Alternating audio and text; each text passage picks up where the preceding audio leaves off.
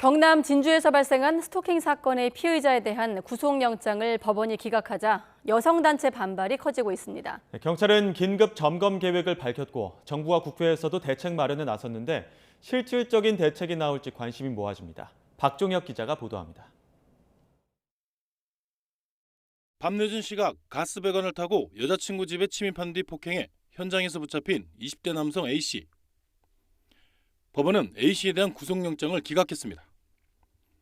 증거인멸과 도주 우려가 없고 범죄의 경중과 재범 위험 등을 고려해도 구속 필요성이 없다는 이유입니다. 경찰은 2차 범죄를 우려해 A씨를 유치장 등에 한 달간 감금할 수 있는 잠정 조치 4호도 추가 신청했지만 이 역시 법원이 기각했습니다.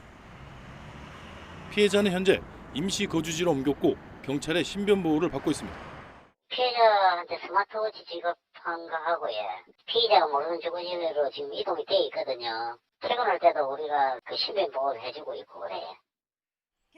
경남 지역 여성단체들은 반발하고 나섰습니다. 여성단체는 법원이 이번 사건에서 재범의 위험성과 피해자 등에 대한 위해 우려를 충분히 고려하지 않았다고 비판했습니다.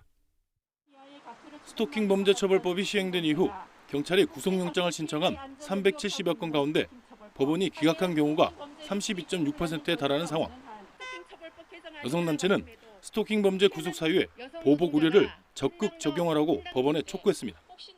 스토킹 범죄는 기본적으로 재범 우려가 굉장히 높은 범죄입니다. 급격한 많은 피해자들은 자신도 그 피해에 노출되지 않을까 우려가 굉장히 높은 실정입니다. 그런데 그런 피해자의 안전에 대한 위협에 대한 것을 전혀 고려하지 않고 이런 가운데 경찰은 스토킹 처벌법 시행 이후 발생한 사건 전체를 다시 살펴보기로 했습니다. 피해자를 보호할 수 있는 신속한 방안을 마련하고 스토킹 범죄의 반의사 불벌죄 폐지도 추진한다는 겁니다. 이미 정부와 국회에서도 법 개정과 처벌 강화 등을 놓고 회의를 여는 등 재발 방지를 위한 움직임이 진행되고 있습니다. YTN 박종혁입니다.